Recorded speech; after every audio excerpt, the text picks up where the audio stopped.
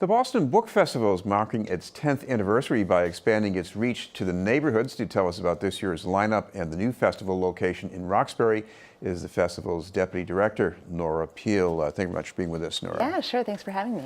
Nora, what about the anniversary? What's so special now about these 10 years? You know, it's a real landmark. We were looking back at some of the numbers. From year one, we presented about 90 authors and in about 30 different sessions. This year, we have over 275 authors and more than 115 separate events happening in Copley Square, not to mention these two neighborhood festivals that we're doing as well. So it's really just expanded beyond anything that I think we ever thought when we were first starting out. And it's really excited to mark that milestone and just to see how this has become a part of so many readers and authors' annual calendar to really look forward to this event. Well, of course, the main thing about books that you're trying to pitch here is that they're a conversation about what's going on in the world, and you have one already scheduled here with some interesting people, Doris Kearns Goodwin, John Kerry, and Samantha Power. What are they going to be talking about? So they're talking about leadership, sort of past, present, and future.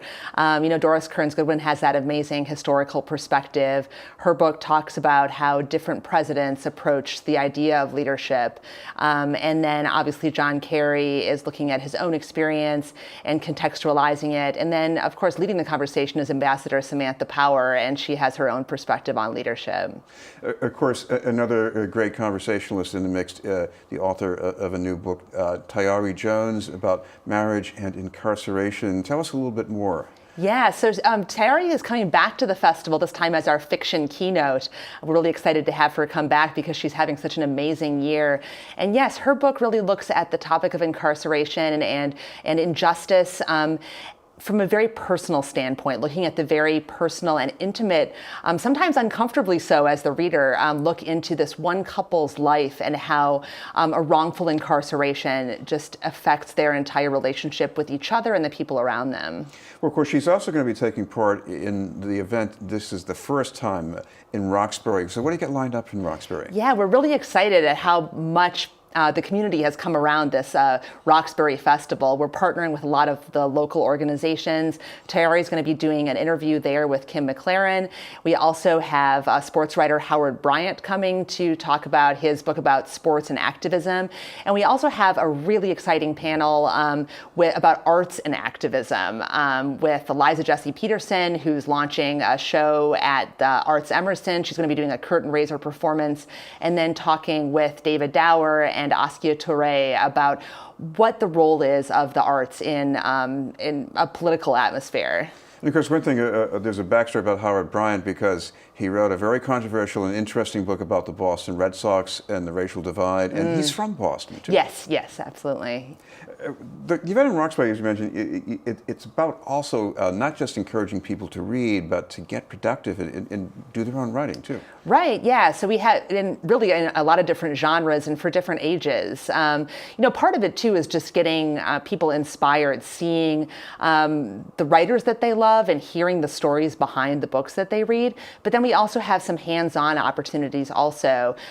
We have a group, Comics in Color, is going to be doing a mini Comic Con and giving some hands-on instruction for people who want to do cartooning or graphic novels. And we have a really exciting program from Write Boston. Their Teens in Print program is going to be there talking about, or getting kids excited about writing op-eds about the issues that they're passionate about.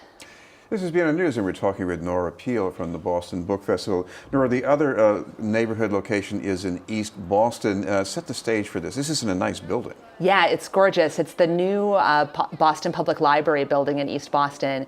We piloted the program last year, and we're doing it again this year. It's a combination of some content live streamed from the Copley Square main stage, because they do have the technological capability to do that. And then we also have a couple of really great presenters from the Boston Book Festival who will be doing presentations in Copley and then heading to East Boston to do some storytelling or writing workshop for kids. And then finally, we have a really fun panel of authors from the neighborhood telling their own publishing stories and getting people excited about writing their own stories too. Now, for someone who hasn't been to one of these, and I have not been to one, you might think of it, is this where you sit down and you go through a lecture, or there's got to be more to it than that. So there's so much more. I mean, it's honestly, whether you can be sort of as passive or active as you like. We do have a lot of lectures and presentations and panel discussions, but there's also very interactive workshops. Boston by Foot is there doing a literary walking tour of Boston. There's tons of activities for kids and families, many of them very interactive. And then, of course, we have 75 vendors and exhibitor booths. So if all you want to do is walk around Copley Square and see what's new in literary magazines and publishing, you can do that too. And to make this work, I guess you need some helpers, right?